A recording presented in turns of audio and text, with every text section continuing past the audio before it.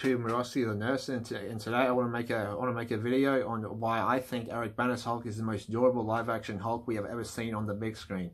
And I know some of you might think I'm crazy for saying this, especially the people who will bring up the snapping of the gauntlet, and I'll give you some comparisons between Eric Banna's Hulk and the Hulks from the MCU, and hopefully by the end of it you'll at least consider this. First of all, I know the MCU has taken some pretty mean hits, don't get me wrong, like taking a hit from Thor's lightning punch and Thor's Mjolnir. Well, that is impressive until you realize that Hulk took one lightning punch. Eric Banna's Hulk took multiple hits from lightning itself at once non-stop across a long distance. Not only did he take multiple hits from lightning itself from Absorbing Man, but he took that and all the electricity from an entire town, if I remember correctly. Then they crashed into some water, and Hulk recovered a lot faster than MC Hulk did with one lightning strike punch from Thor. In the first Avengers movie, Hulk fell from a high distance from an exploding jet, and when he crashed into the ground, it made him turn back into Bruce Banner. In the second Avengers movie, he was pushed through buildings by Iron Man Hulkbuster armor, and in Thor 3, he was thrown by Surtur. Eric Banner's Hulk fell from literally the Earth's atmosphere, where the air was so thin that Hulk fell unconscious, and he fell straight into the ocean. And from that height, the ocean's going to feel as hard as going through who knows how many layers of concrete, and he didn't turn back into Bruce Banner after this. Instead, he woke up and got angry, and he swam under the water, under the town, and he didn't look tired at all. Instead, he was pissed off and started wrecking stuff, and only turning back into Bruce Banner after seeing Betty Ross. In Avengers 1, he took some blast from alien guns, and afterwards, when you see him, he's pretty bashed up with a bleeding nose. Eric Banner's Hulk got crushed under the biggest damn rocks I've ever seen in my life after they were blasted down by missiles, and afterwards, Hulk didn't look bashed up at all. Sure, he looked a bit tired, but that was about it. He just looked like someone who was tired from doing a normal workout, and he wasn't bleeding from the nose at all. And before that, Glenn Tebler shot an explosive at Hulk, and it literally bounced off him into the wall behind Glenn, and Hulk didn't even notice it at all. Then Hulk took a shot of an explosive from a tank and just shrugged it off and just crushed the tank. Edward Norton's Hulk took multiple hits from Abomination, and Abomination was able to make him bleed because he had some of Hulk's blood. Some of Hulk's blood. And in Thor 3, Mark Ruffalo took one good bite from Fenrir. In both of those fights, the Hulk didn't heal properly like he should, like in the comics. Sure, Hulk defeated Abomination, Fenrir, kind of, but the hits he took from them were pretty minor, and Hulk didn't heal straight away like he's supposed to. That's one of his powers that MCU clearly doesn't understand. Eric Banner's Hulk, on the other hand, took multiple bites from 3 bloodthirsty Gamma dogs with the intent to kill with Hulk's blood in them at once, while he's erect, believe it or not. If you don't believe that, check out a video done by Zappy Wilson.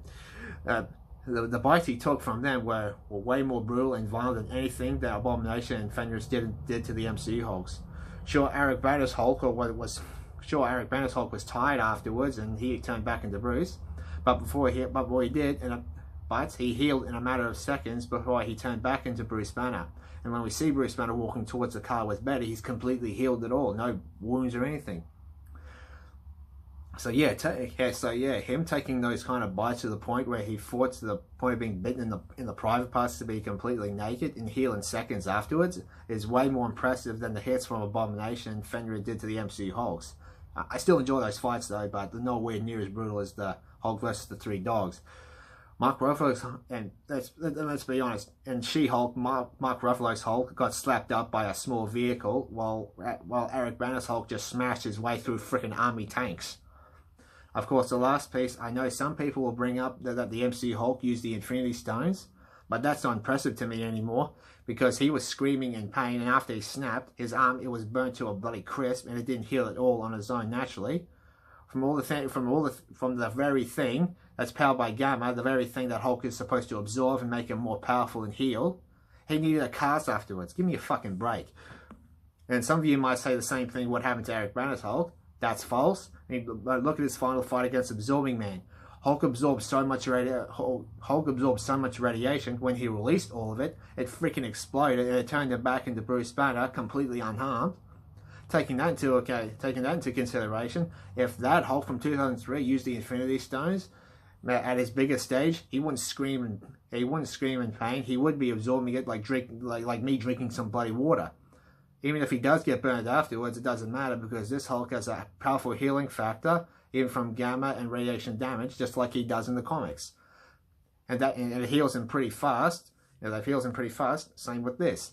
Him absorbing the Infinity Stones would just make him heal much faster and more powerful, because the gamma and the radiation he absorbs, because the more gamma and radiation he absorbs, the more powerful he becomes, especially with his already powerful healing factor.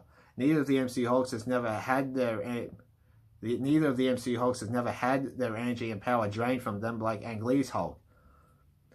And it's quite possible that Eric Banner's Hulk could actually become a live action of the Hulk the Infinity Hulk we saw in Marvel Zombies. I'm not exaggerating if you take that into consideration.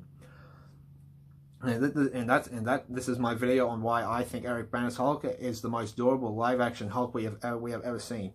Even if you don't believe me, you don't buy this at all. But what you can't deny is that this Hulk is without a doubt the fastest Hulk ever. He ran so fast he caught a missile while it was coming after him, and he held it and he used it on a chopper. Just took that shit in, just split it off, and just spit out a helicopter.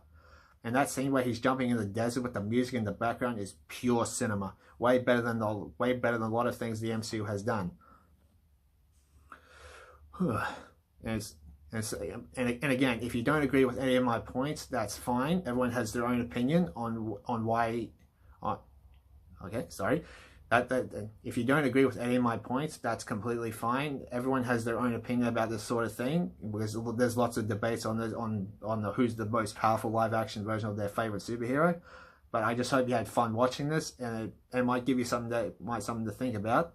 And the reason why I make this is because anticipation of Spider-Man Brand New Day, where we're going to see a Mark Ruffalo's Hulk become Savage Hulk again, not an overgrown Shrek nerd that we've been dealing with for a few years now.